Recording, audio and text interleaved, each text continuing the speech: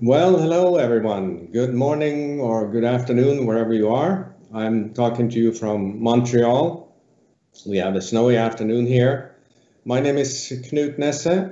I'm your Viking resident historian for this lecture today. We're going to talk about the history of navigation, and this falls into the week of exploration on Viking.TV, which started yesterday with the Kon-Tiki museum tour and talk. So today we're going to talk about the history of navigation. I'm a Norwegian by that's my homeland, and as you know, I may have seen you on some cruises in the Nordic areas in Scandinavia, perhaps on the Midnight Sun cruise or the Baltic cruises. Well, I'm glad to be back here with you again, and I hope that you will enjoy this lecture on the history of navigation. So let's start with the first slide. Well, we're all travelers and navigators these days. We all have our GPS on our phone and we are ready to go anywhere. Just plug in the destination and off we go. But it wasn't always like that, of course, and we're going to discuss how early civilizations started the navigating when they left land in their ships and lost sight of land. How did they do it? How did they find their way back or to the destination they were going to? And then we'll move through time and see how the tools of navigation developed and bring us all the way up to the famous GPS that we have today. So on this next slide, you see a overview of the key periods in the history of navigation. And these are the periods that we are going to talk about. We're going to talk about first the Austronesian migration, which happened about 3000 BC. Then we're going to move into the Mediterranean and talk about the Phoenicians, the Greeks, and the Romans. And then we're going to move on to talk about the Arabs and the Vikings, followed by the Chinese explorations, and mention also briefly the Hanseatic League. And then we'll move into the age of exploration, which is perhaps the key era of navigation history. And that'll be our largest section, and we'll end up with the modern age. In the next slide, you can also see a timeline of the key inventions that happened in navigation. The first one being the magnetic compass that came around the year 1000, followed by the mariner's astrolabe. We're going to talk about what all these instruments are. You might be very surprised to see that the watch is in there, and why is the watch so important when it comes to navigation, this a bit ubiquitous instrument that we all have today. But as we shall learn, this was very important in determining the longitude, which was a puzzle that bothered the navigators for a very long time. And we'll take us all the way through to the global positioning system, which was introduced in '92 and which we use today. So let's start in with the first slide here, the overview. This is the overview of the presentation. The early navigators are is the first part of our talk today. I will move on then to the early instrument navigation and the first tools that were developed. The third portion will be the age of exploration, when more accurate measurements were developed. And then the final part will be the electronic era. Now, I just want to mention what you see in the background there, that image. It's actually a cross staff or a Jacob's staff. And it's a tool of navigation, and we'll come back to that later and explain how that fits into our history. But just remember that image in the background. So then we'll move to the first slide on the Polynesians. Now the Polynesians were master navigators. They started to move into the Pacific Ocean through the Austronesian migration, which happened from about 3000 BC. There was overpopulation on the mainland China, and it's believed that the first groups of peoples moved into Taiwan, later into the Philippines and Indonesia, and then finally out into the Pacific Ocean. And how did they travel? They traveled in their outrigger canoes. Can you believe that? These huge distances that you see on the map there. And they did all this in their canoes. That is just totally unbelievable. And also, how did they find their way? That was incredible distances, and they must have been at sea for days and days at end. And how did they find their way to the islands and back if they wanted to go back? We'll see that on the next slide. The Polynesians were very keen observers of nature. They had all their senses to observe the sky, the sea, the land. They used stars to guide them at night.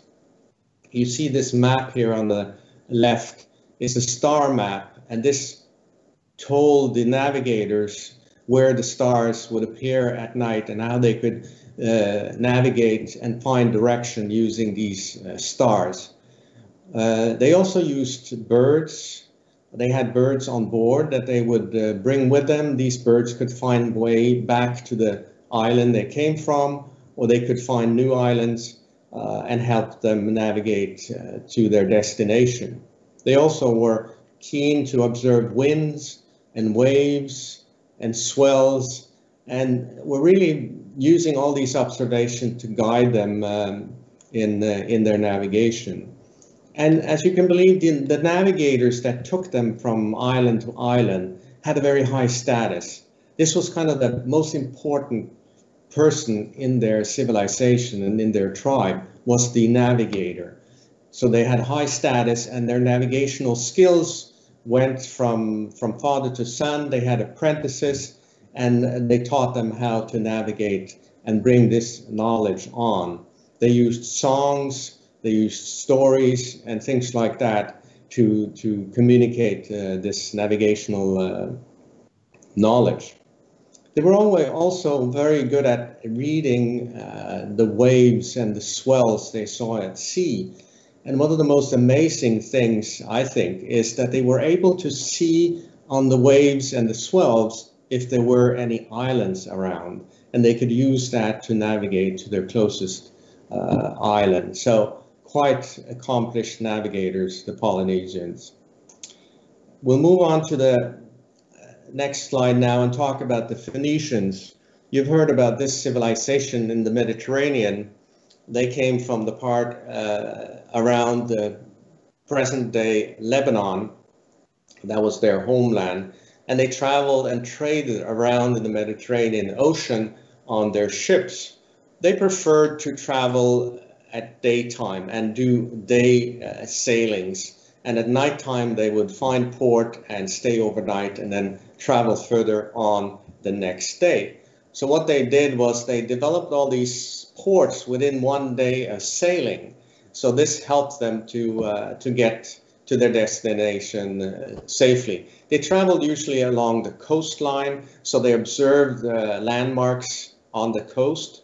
They were the first to build a crow's nest on their ship, of course, to put somebody up a bit higher so that they could see these landmarks from afar.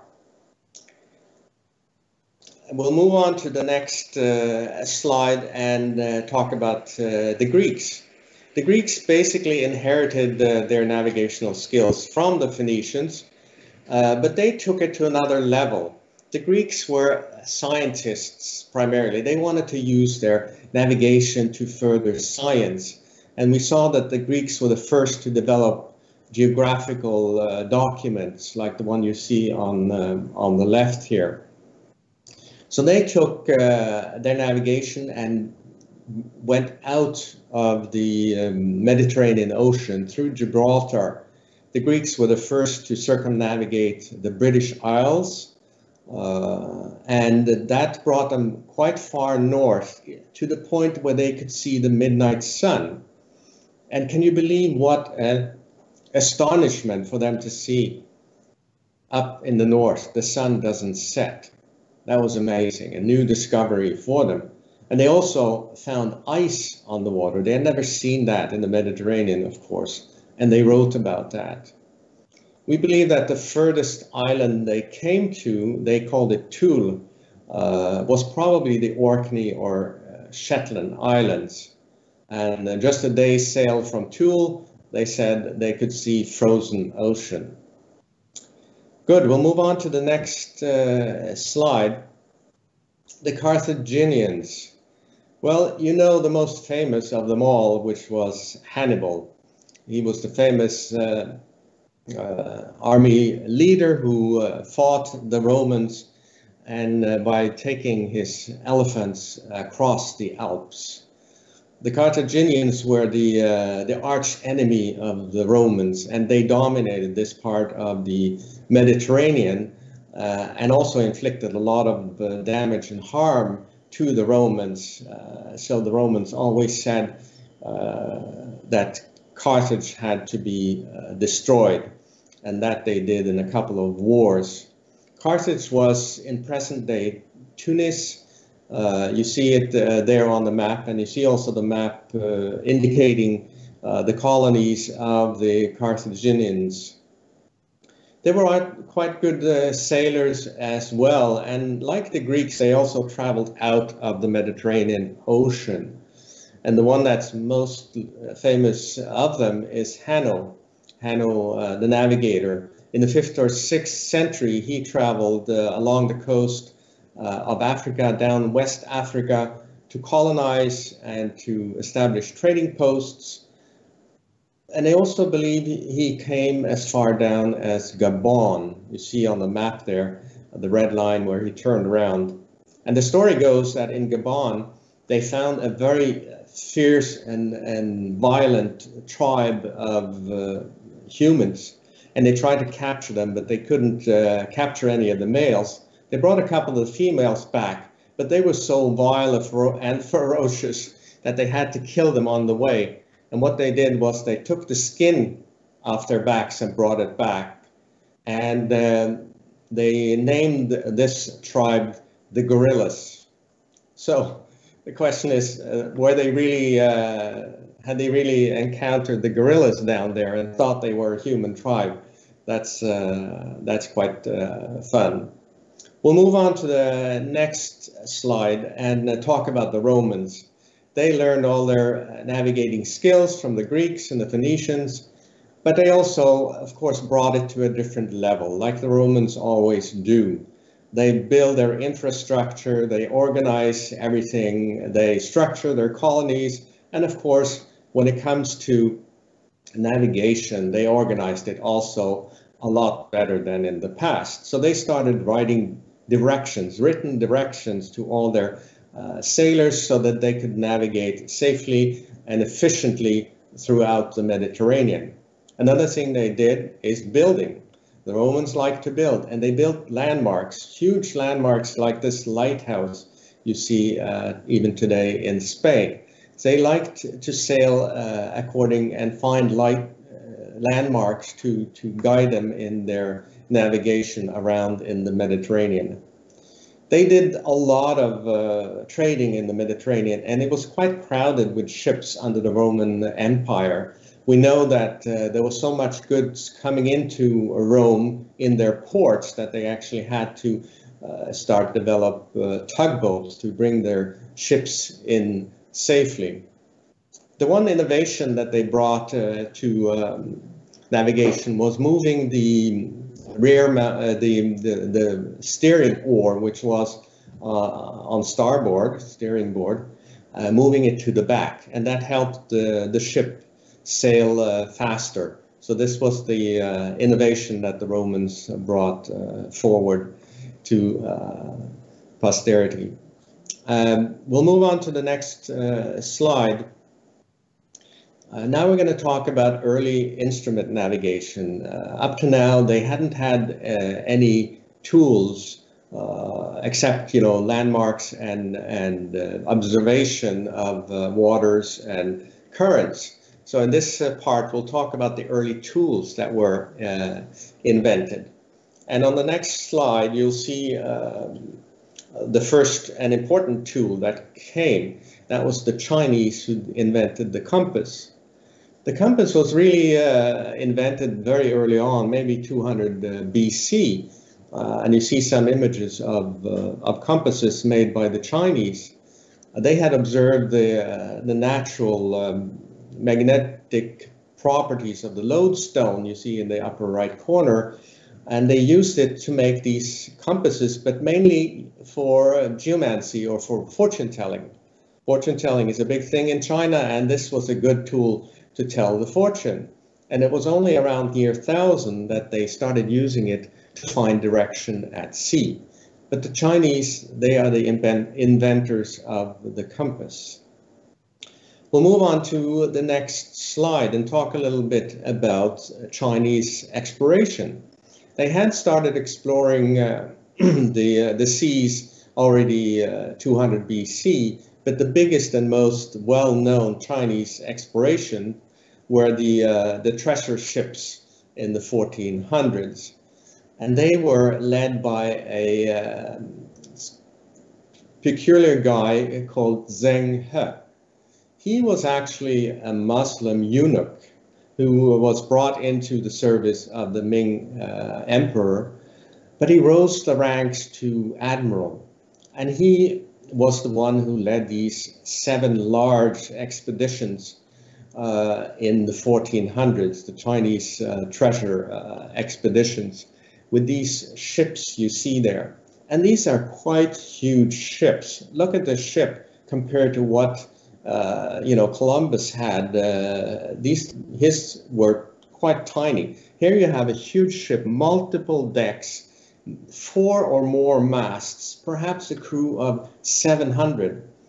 And Zheng He had 63 of these ships on his 7 expeditions and brought as many as 30,000 men with him.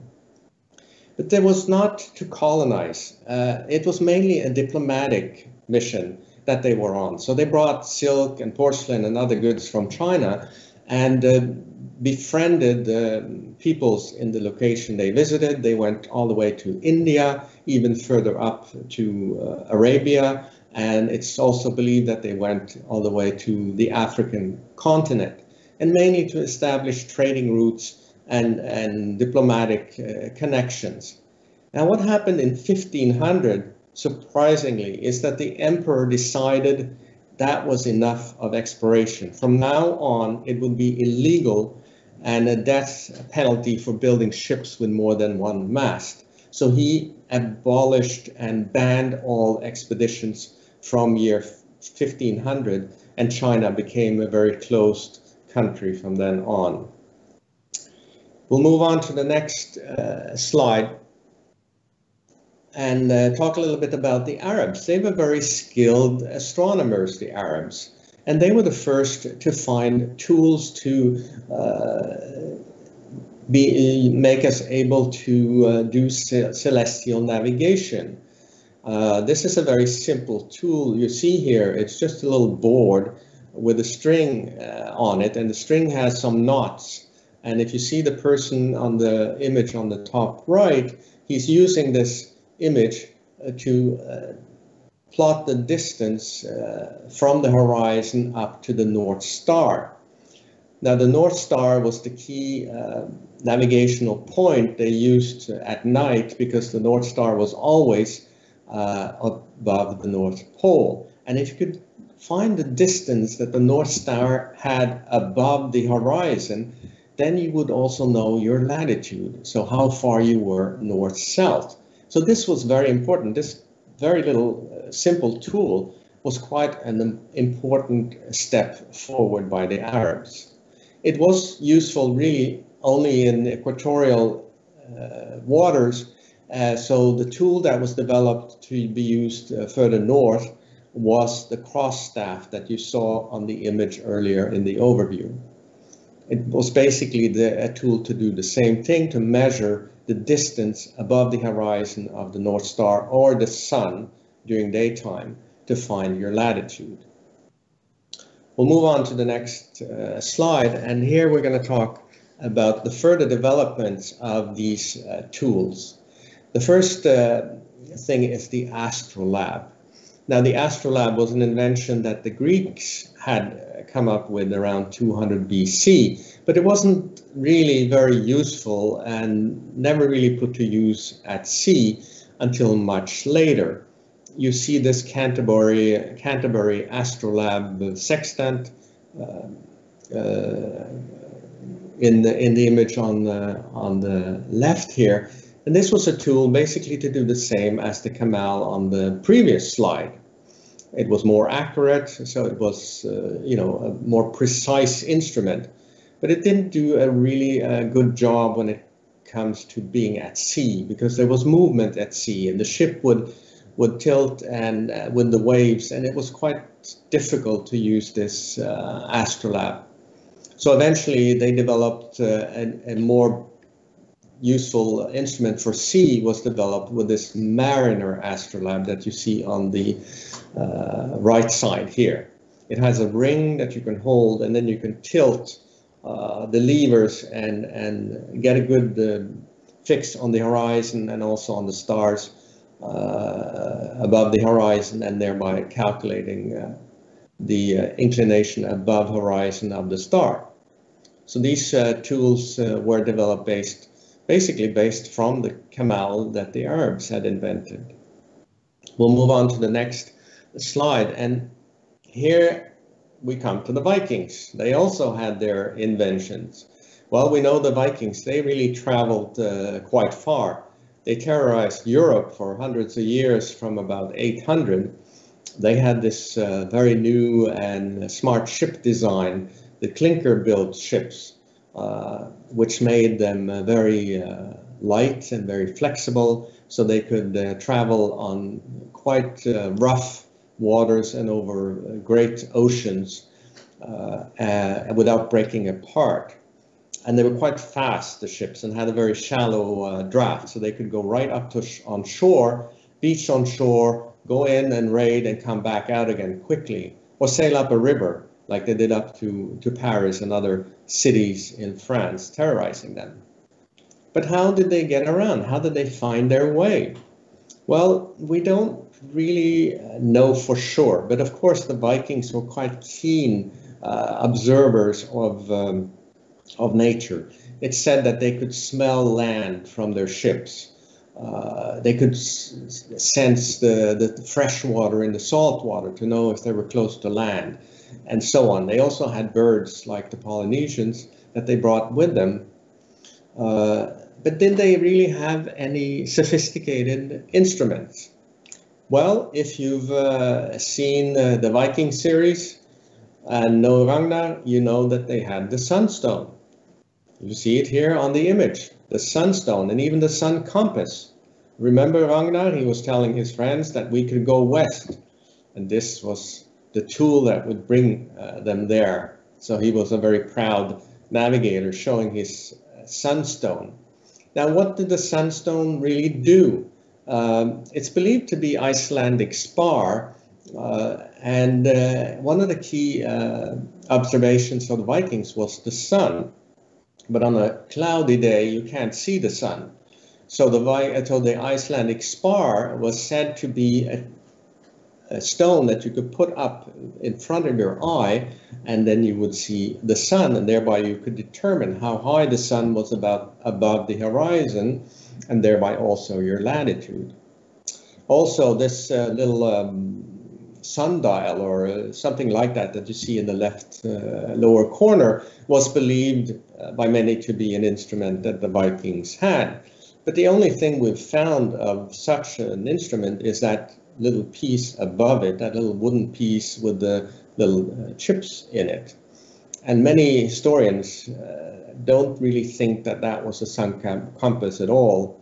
And also many historians say that this Icelandic spar doesn't really do a good job at seeing the sun on a cloudy day.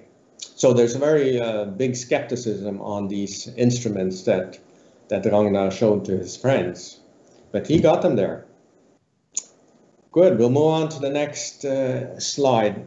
The Hanseatic League, if you've been on any of the itineraries to the north of Europe and into the Baltic, I'm sure you've heard our lecture on the Hanseatic League.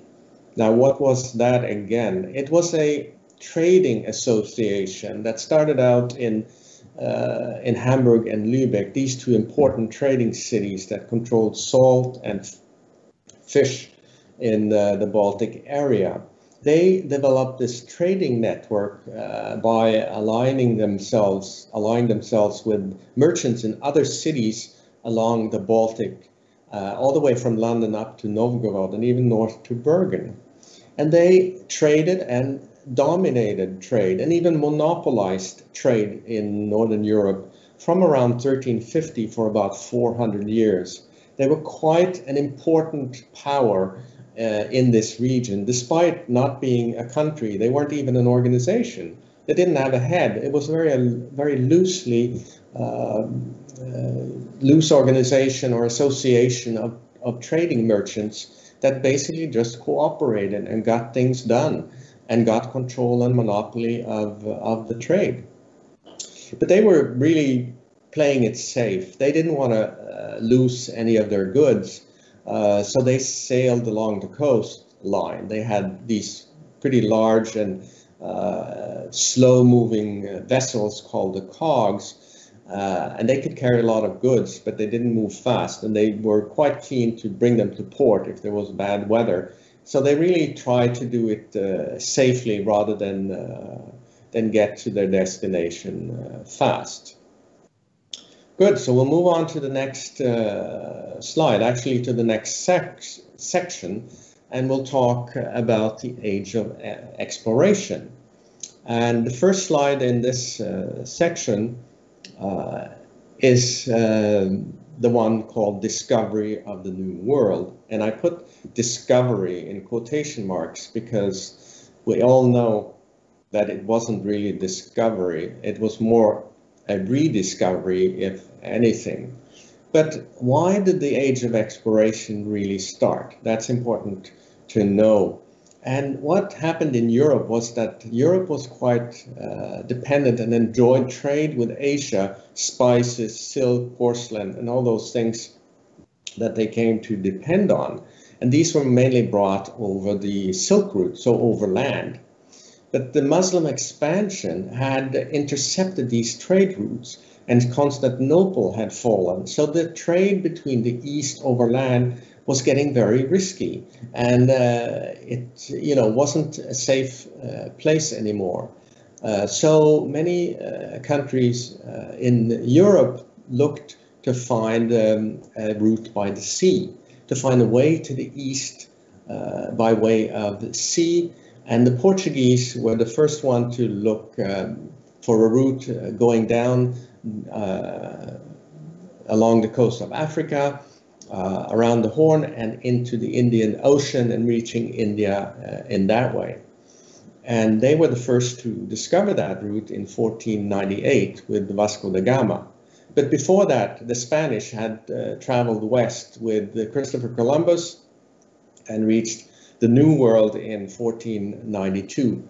And these explorations opened up a whole array of new voyages by ship around the globe and to new destinations, to find riches, to find routes for trade, and so on. So this is what we call the age of exploration. And it's a period of maybe 300 years starting around the time of Columbus.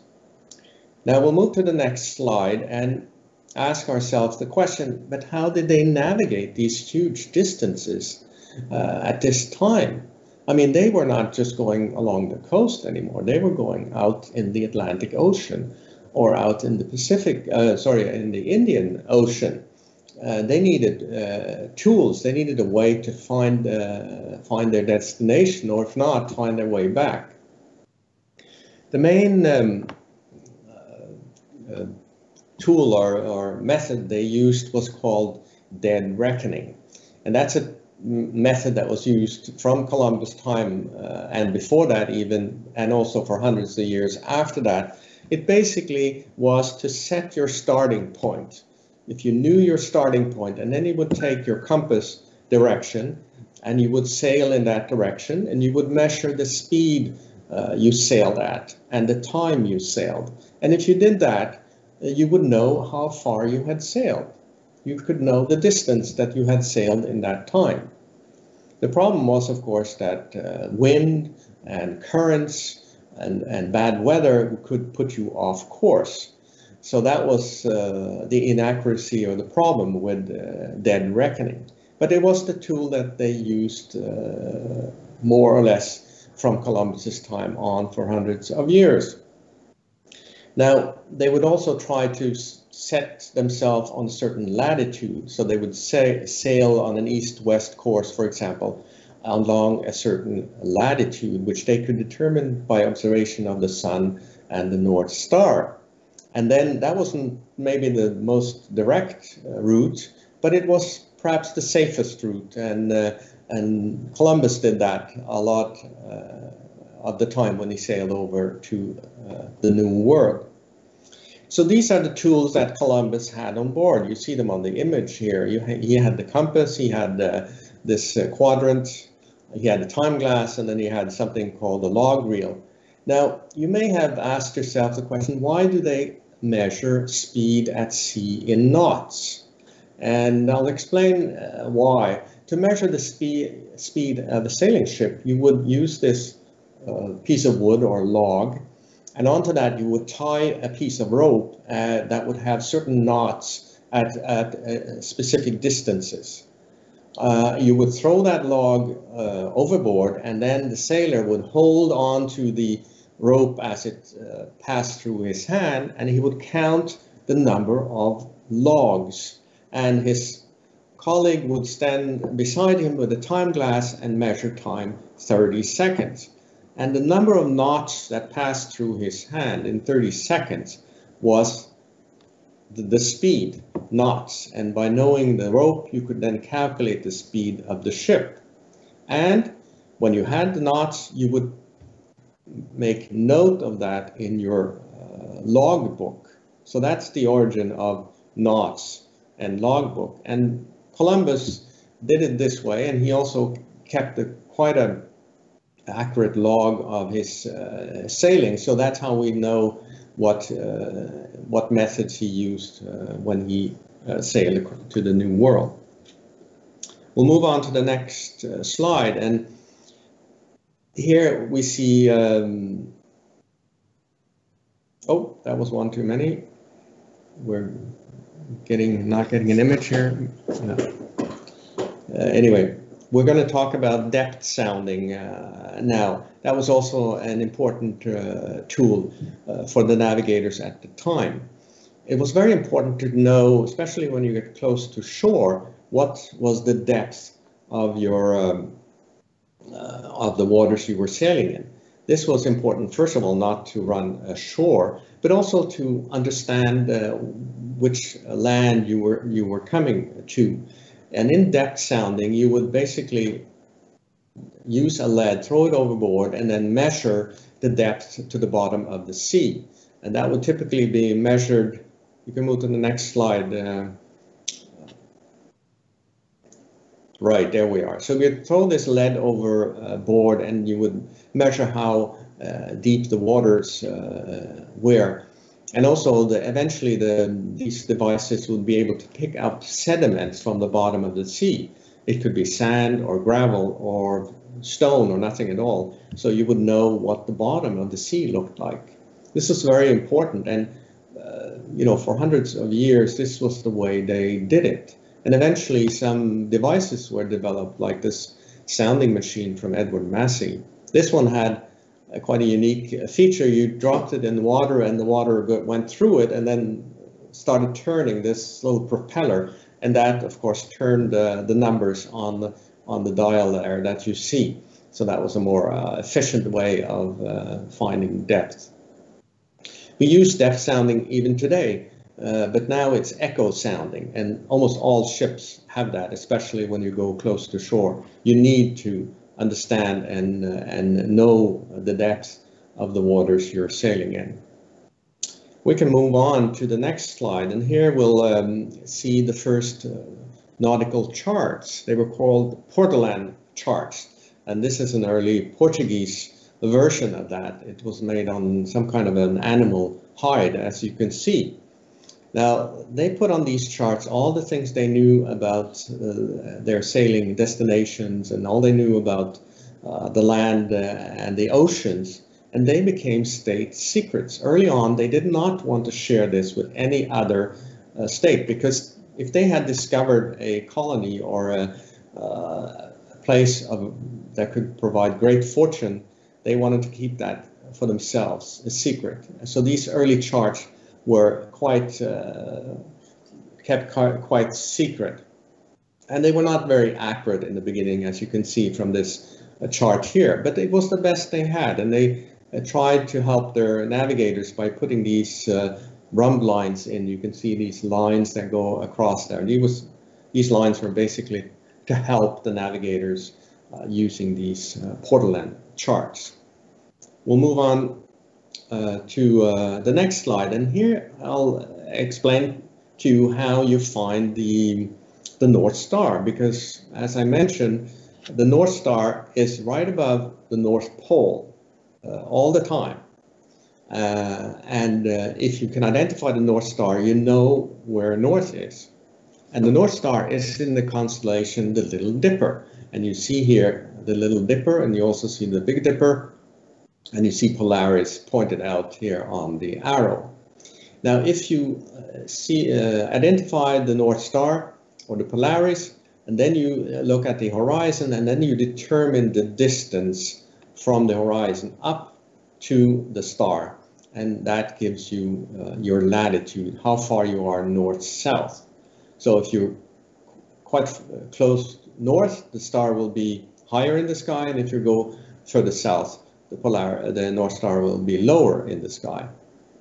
But this is on a clear night, and if it's foggy or cloudy, you're not going to see it, and you can't make this observation. But we move on to the next slide, and here you see how you can find your latitude on a clear day. On a clear day, you typically would use the sun. And in this image, I've shown you the sextant, which was a later development that came in the 1700s. But the sextant was a very useful and accurate tool for navigators to find the distance of the sun above the horizon. And there's an animation here, and if we start this animation, maybe you will see how this sextant is working. So here you see that you make your position, you align the sun with the horizon, and make sure that you have a good reading there. And then you can look at your sextant and determine by the numbers on it what the elevation of the sun is. And that's how it works. And this is finding latitude, so you're north-south. So this was quite easy, but now we go to the next slide. Finding the east-west position was very, very difficult. And this is called the longitude. It is the position you are on the east-west scale. The only way they could do it for a long time was to use what I talked about earlier, which is the dead reckoning. So they could measure their direction and their speed and the time, and then they could calculate their position, how far they had traveled east or how far they had traveled west. But that was the only method they had. And this caused a lot of problems. And the big disaster that we see on the image here in 1707 was called the Scilly disaster. It was group of squadron of British sailing ships that went aground on Scilly Islands. These are islands close or on the southwestern tip of England. There's rocky islands, very difficult to see, and apparently this squadron of ships didn't have their correct longitude, so they went aground, and 4 ships were lost and a couple of thousand sailors. So it was a big disaster. We're not quite sure if longitude was the only reason for that disaster, but anyway, it caused Parliament, the British Parliament, to decide on the Longitude Act in 1714. And this act basically would give a huge monetary prize to anyone who could come up with a method to determine the longitude. So we'll move to the next slide.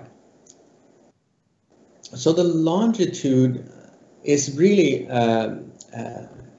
it's really equal to time. And why do I say that? Well, if you take the Earth, we know that the Earth is 360 degrees divided into sections of 360 degrees, and in one day there are 24 hours. That means that if you divide 360 by 24, you get 15 degrees.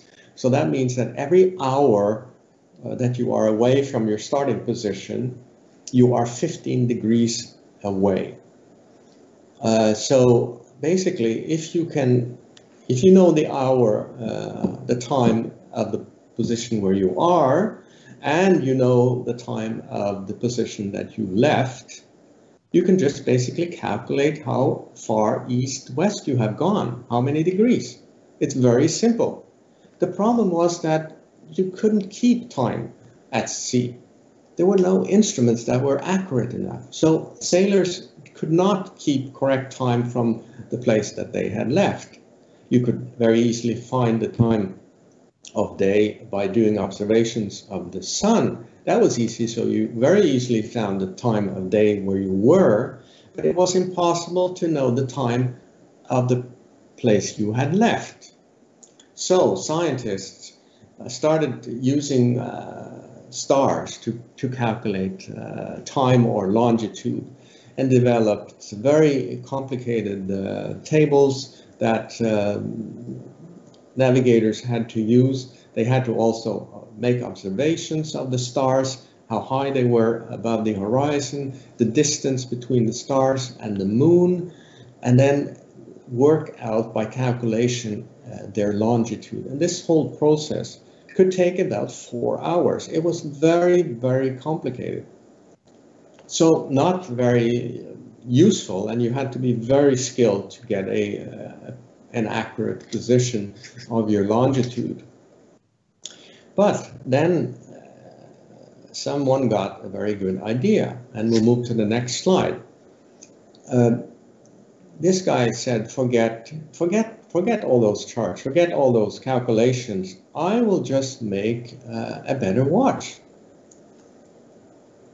His name was John Harrison, and the year was 1735. And he was very eager to get the prize from the longitude board. These prizes were huge, £1,000,000 in today's money. So he started making a watch which would be able to keep time at sea. And the first thing he made was this one called the H1, which was a good step forward, but it wasn't really accurate enough. He had to demonstrate by taking the clock or the watch out at sea. He had to demonstrate that it really could keep time correctly in order to get that prize. But he kept working on it, and eventually he developed this watch you see to the right here, which was called Sea Watch number 1. And this was developed in 1759, and the name of the guy was John Harrison. You might not have heard the name if you're not English or British, but he was basically a carpenter from Yorkshire. I mean, that is quite an achievement for a carpenter in Yorkshire to make a watch like that, an accurate sea watch. So we move to the next slide, and around comes Captain James Cook. Now, everybody heard about Captain James Cook. He was maybe the most accomplished navigator of all times. He was a master navigator and he made nautical charts. We know about his charting of Newfoundland, as you see here on the right, but he also charted huge areas in the Pacific Ocean. His 3 trips to the Pacific, charting areas around Australia, circumnavigating New Zealand, and he's made quite an achievement and a revolution in chart making. It's all due to the work of James Cook, and therefore we remember him. But wait, it wasn't really James Cook, was it? No, it was John Harrison. Nobody remembers John. Everybody remembers Captain Cook. Well, that's how history goes. We'll move on to the next chart. Now we're getting to the further development of the compass. Now, the compass I mentioned was developed by the Chinese already in the year 1000 and was one of the really important tools of navigating for hundreds and hundreds of years. And then eventually they developed it further and made something called a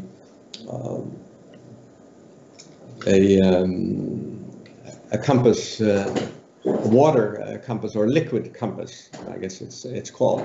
The problem with the liquid compass was that it was easier to use at sea, but it was very fragile and it had to be put in a binnacle like the one you see here. So it really didn't take off this liquid compass very much, even though it had been invented. They kept on using the old dry compass for quite a long time. Eventually, when the ships got steel hulls, the dry compass wouldn't really do a good job anymore at all. So they had to use this binnacle that you see here on the photo on the left and install those big balls on the side in order to offset this ferromagnetic influence that the ship steel hull had on the compass itself. So that was quite difficult, and the compass had to be calibrated in port, and it was quite cumbersome, also with huge guns and stuff. It was not just the navigational deviation from the North Pole to the magnetic pole, but it was also the effect of the ship itself. So a development of the compass led to this instrument you see on the right here, called the gyro compass. And this was a compass that could use a spinning disc and magnetism to basically detach itself from pointing to the North Pole or the magnetic pole at all. This instrument, very sophisticated, as you see here, would use a spinning mechanism and basically determine direction based on the rotation of the Earth. So it would not be affected by the hull, the steel hull, or any guns on board, and it would not be affected by the magnetic North Pole. So this was a big step forward, and the gyro compass is really what they use today. It came into use around 1909, I think. Okay, we'll move on to the next and last era, which I have called the electronic era. And the first slide in this section will show you the radar. Now the radar, well, we all have heard about the radar. It wasn't primarily developed as a navigational tool. It was developed during World War II to detect aircraft and ships, to detect enemy aircraft, I guess, and enemy ships in order to defend yourself. Radar is basically radio detection and ranging, so you could send a radio wave out that would bounce off the vessel, the aircraft or vessel that you were trying to find, and would bounce back to a detection unit on the radar. And by this, you could also determine how far away it was. So this was very useful during the war, of course, also during warfare, naval warfare, and since then became very ubiquitous on any marine vessel, and also on land, of course. But you see here the commercial marine radar on the right. You'll see it on almost any ship. And this is the eyes of the captain. He can't see far in fog or at night, but he uses the radar to see what's ahead of him. And so it's a very important and necessary tool for navigation. Good, so we'll move on to the next slide.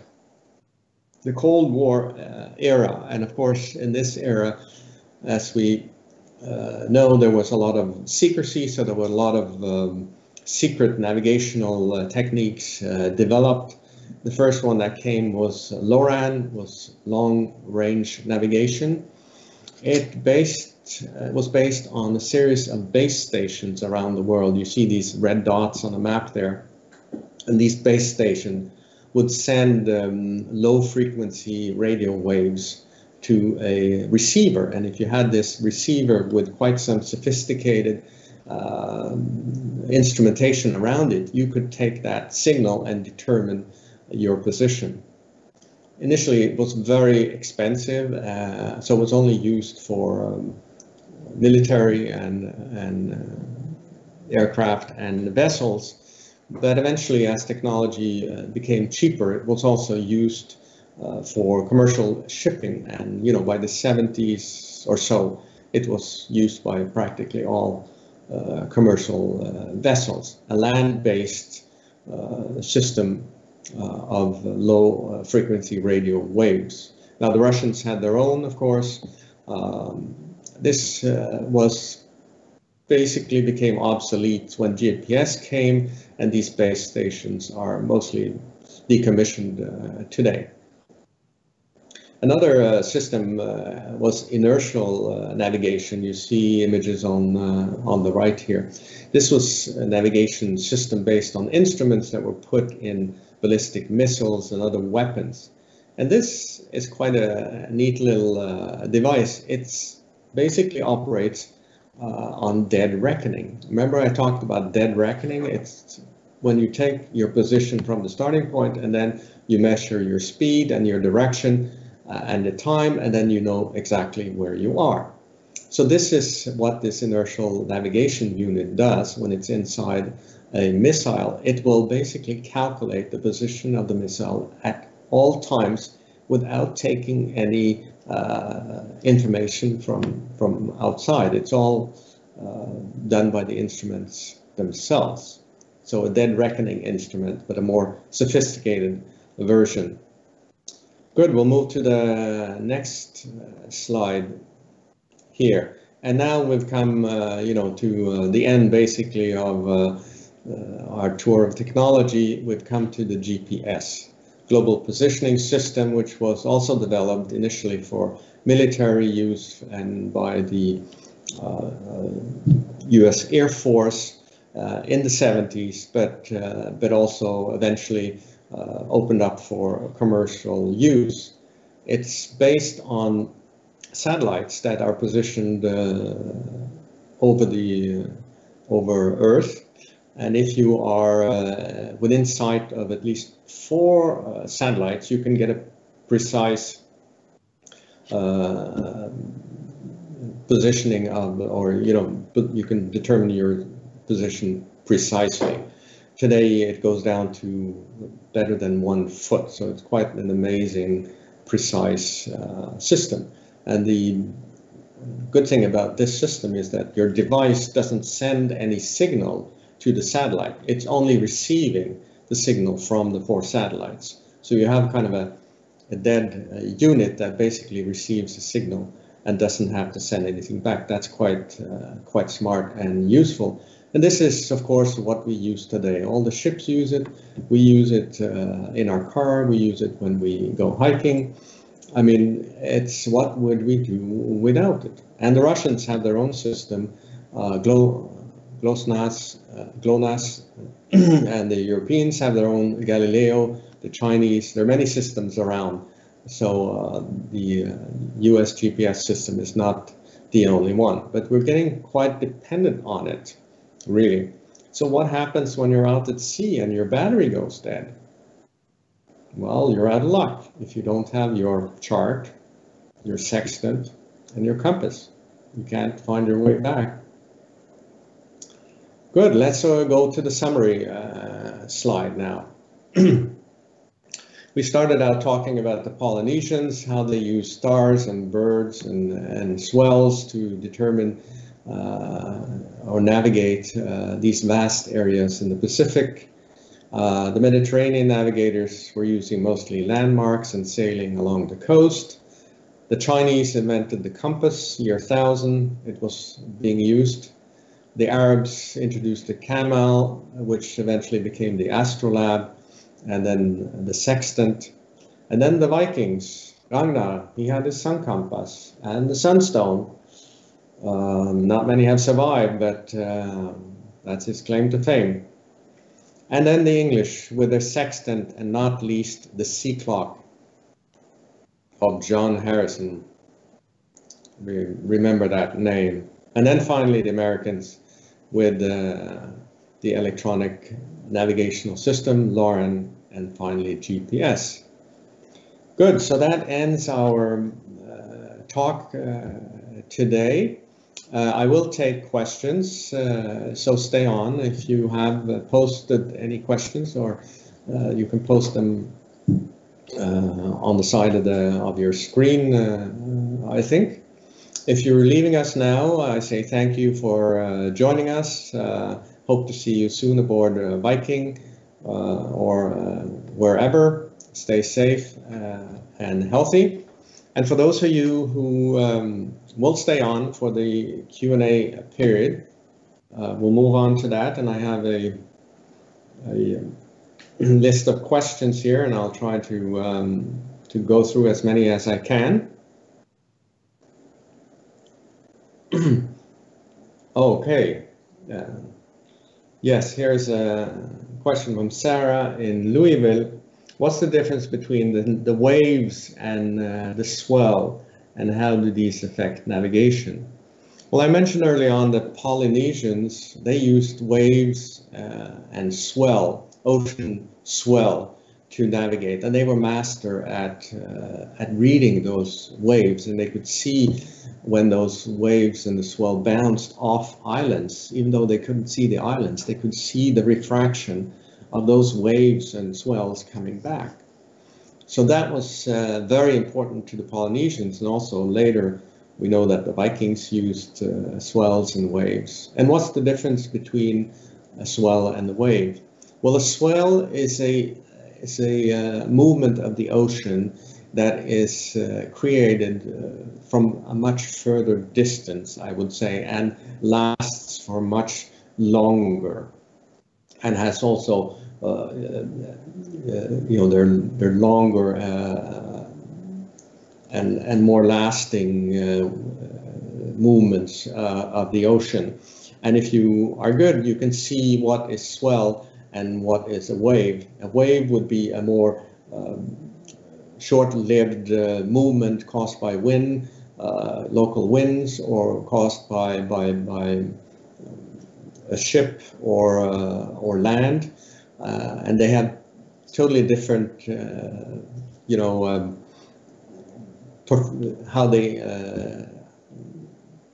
what they tell. Let's say the information that they tell to a navigator is totally different in a wave and in a swell. And if you know the difference, you can use that to navigate.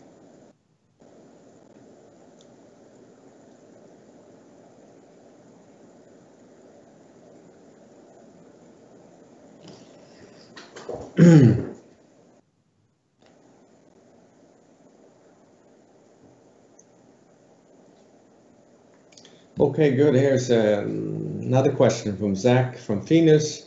It says, we were in Greenwich and we learned a lot about Greenwich Mean Time. How does this corner of London become so important in navigation history? Well, that's quite interesting. When you were in Greenwich, you saw the zero meridian or the zero longitude. You see that line going through Greenwich, and this is where uh, it's the starting point of the meridian, and then it's divided into 180 degrees going east and 180 degrees going west. And Greenwich is also the reference point for time. So we say Greenwich Mean Time is kind of time hour zero. And if you move 15 degrees east or west, you are also 1 hour in time difference. So this was a convention that was established that Greenwich would represent that prime meridian. And if you moved east or west, you would refer to that prime meridian in where you were. And also it was the place to make sure you had correct time.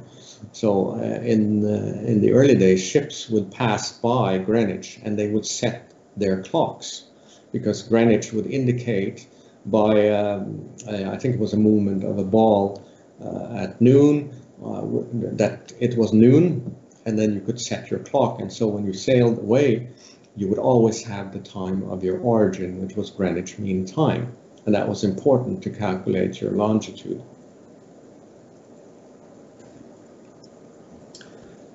Then I have a question here from Peter in Winston-Salem. Has the magnetic north moved much over the years? Yes, it has moved. I wouldn't say it has moved much, but it does move. And so this is a correction that you have to make if you use a compass. And I don't think that you need to update this correction so often.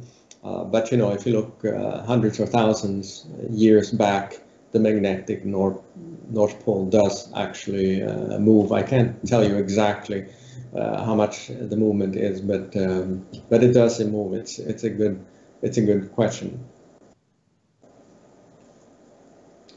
Then I have Anne from the United States. She asks, how far apart were the knots and what length of time were they working with? Enjoying this lecture very much. Thank you very much, Anne. Nice to hear from you. Yes, the knots were at a specific distance apart. I don't remember exactly the distance, but with that distance, you could determine, you know, how fast you were going, because there was a time glass that would run 30 seconds. And in 30 seconds, you could count the number of knots, and then you would have the distance that you had basically traveled in 30 seconds. And that would be the speed that you calculated for the ship. And these then would translate into nautical miles, which are different from land miles, as you know. I think you should refer to look up those numbers. I don't have them ready at hand. Sorry.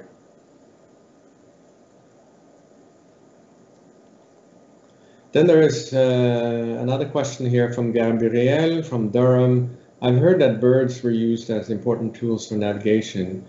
Can you tell us more about this?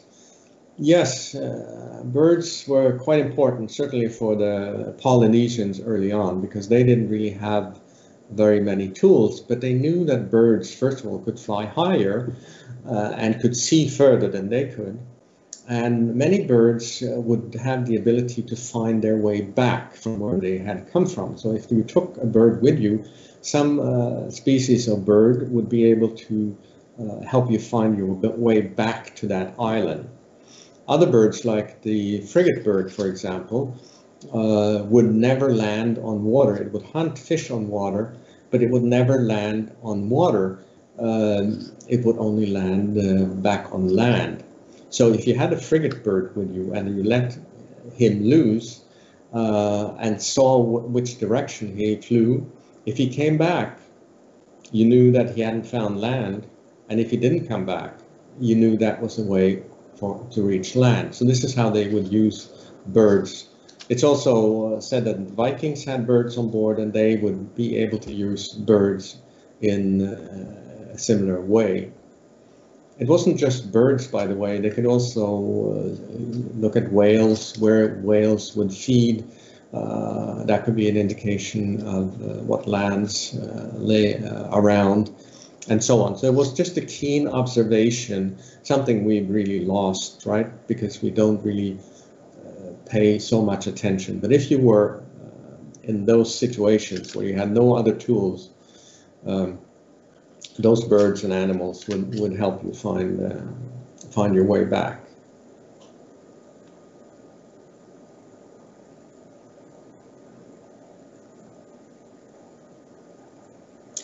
Okay, here's another question about the Polynesians from Lucas in Wasau. Did the Polynesians ever reach the Americas? It's believed that they did reach the Americas, at least even if they didn't settle there must have been some interaction, and they based that, I think, on that the sweet potato is found in the Americas, and it was apparently brought from the Polynesian islands. So yes, there is evidence that there has been some connection between the Americas and the Polynesians. And if you looked at the Kon-Tiki lecture yesterday, you might remember that Tur Heyerdahl, he really wanted to disprove this theory that the Polynesians had come from Asia or from West. He wanted to demonstrate that the Polynesians could have come from the Americas. So he sailed Kon-Tiki from the Americas over to the Polynesian islands using, currents, wind, and so on. So that was his theory, and he went out to sea to prove it. Now, most historians do not adhere to that theory, and that is for other reasons, like genetic makeup of the people in these areas is different, and so on. So that theory doesn't have much support. Still, most people believe that the Polynesians came from China or from the West, and not from the Americas.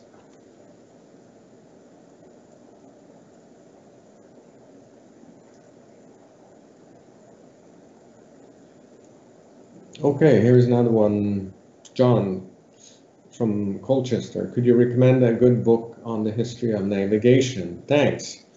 Well, the book that I like best is actually one that I brought with me here. It's called Ship. It's a book from the Smithsonian, and subtitle is The Epic Story of Maritime Adventure. It's by Brian Lavery.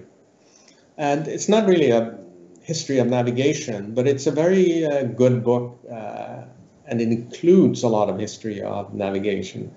So I like this as a reference book. It's a very nice coffee table book too, so it's a very beautiful book to own.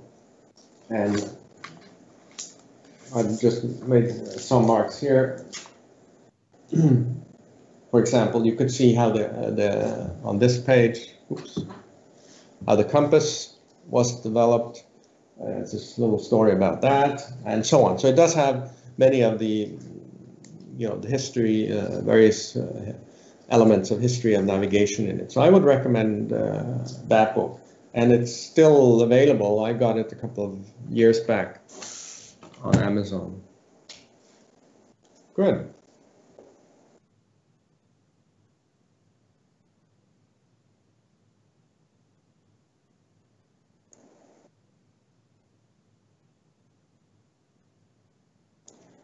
Oh, there's a lot of questions here. I'm not sure I can. Here's one from Claude in Los Angeles. Which civilization do you think had the most sophisticated navigation techniques for their time? Yeah, that's an interesting question, because you have to put it in perspective of of what was available to them.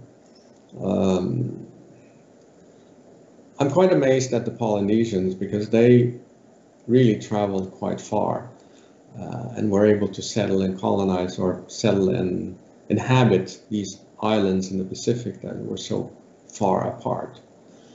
And they had only observation, so they were really very, very skilled navigators. So I think that's got my vote.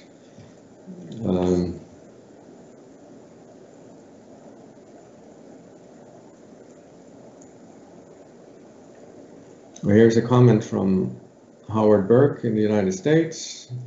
Knut, I hope to meet you on the Russia and Baltic Sea cruise in the Viking Jupiter, departing from Copenhagen on June 16 of this year. Yes, maybe, I don't know.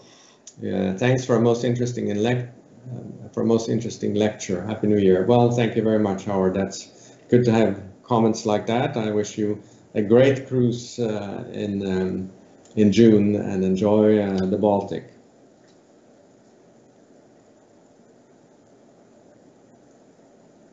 Then there's another one here from Stuart. Do the Viking navigators have techniques similar to those of the Polynesians? Well, we talked about the Vikings. The problem when you study the Vikings is that they didn't write much down of anything. They had short runes and they had stories that they told, you know, the sagas, but they were also just written several hundred years later. So there's not very much written documentation from the Vikings themselves. It's mainly from other sources that the Vikings met, or the other peoples that the Vikings met. And any tools that they may have had, for example, a sundial or an Icelandic spar, probably may not have survived any graves or any Viking excavation sites. So it's we haven't really found any specific tools that the Vikings used and that we can say definitely were a navigational tool. But I'm sure they did have some tools.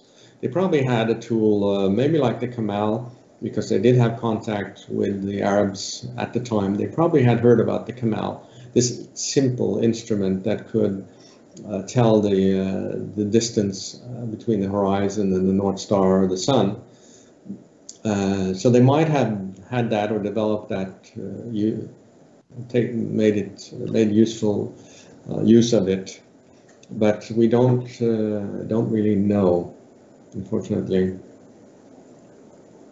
Okay, let's see.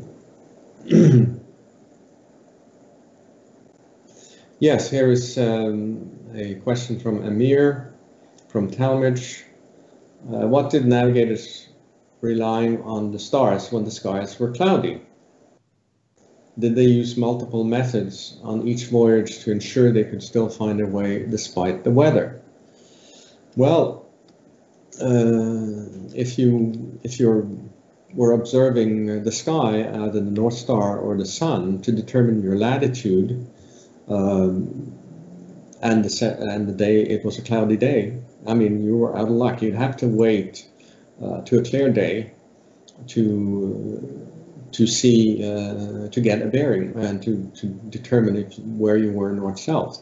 So that was a problem they had, unless they would find a landmark, unless they had, you know, sighting of land and knew exactly where they had come to. But there was no real tool to determine north-south latitude if you could not observe the sky.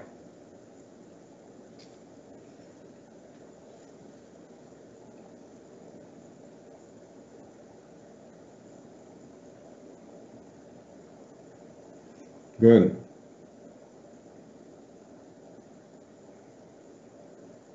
Let's see if there are more questions here.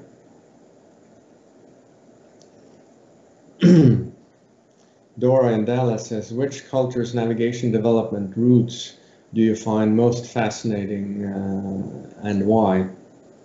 Well, I did mention that I thought the Polynesians were quite good navigators and did amazing things in traveling the Pacific Ocean.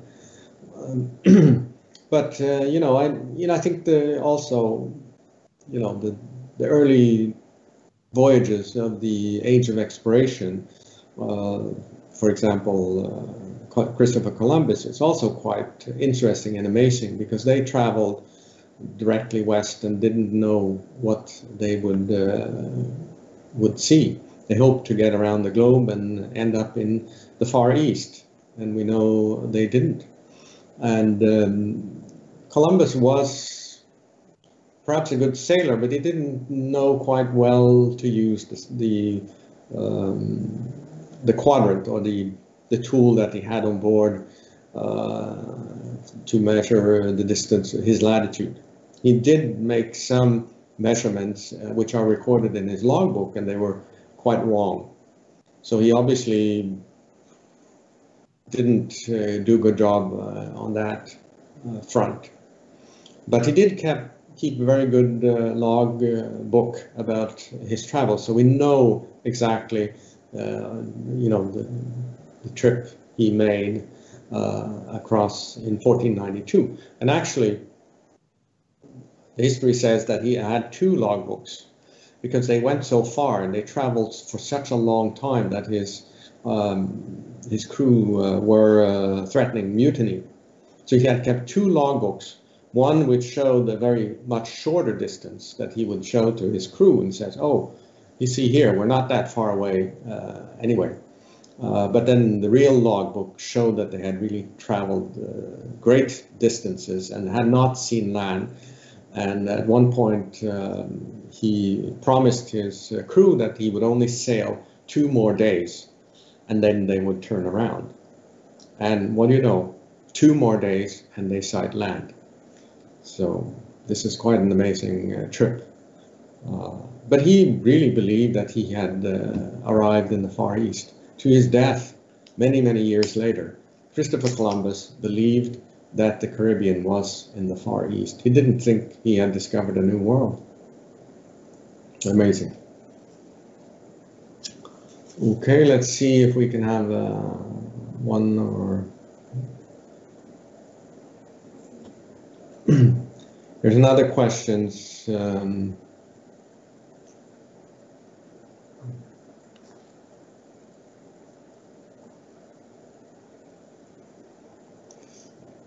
One from Shelton. What was the most significant navigational discovery or tool in history? Are there any navigational challenges yet to be discovered or solved? Well, the first one, well, you can all have your say in that now that you've heard about the discoveries. I find personally that the development of the watch, the sea watch by John Harrison, is maybe the quite astonishing, really, and also considering that he's a carpenter from Yorkshire, and that his discovery really had such a big impact on navigation to make an accurate sea watch. That's probably my vote as the most important development.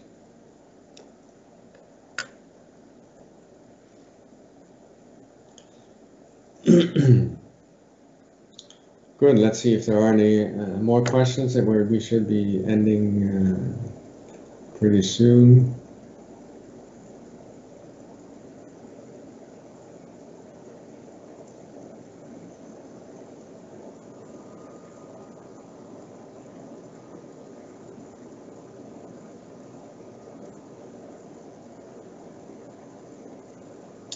Good. I think most of the questions that I see here has been answered already in one way or another. So we'll see if there are any.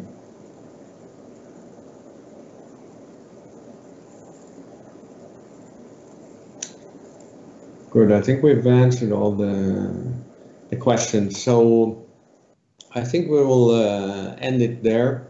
And I'd like to say thank you for sticking with me all through the question and answer session. I hope you enjoyed this lecture on the history of navigation.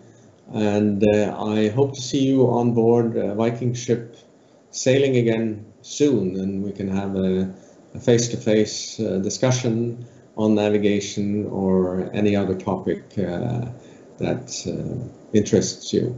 Thank you very much for joining us here today, and goodbye. Stay safe, stay healthy.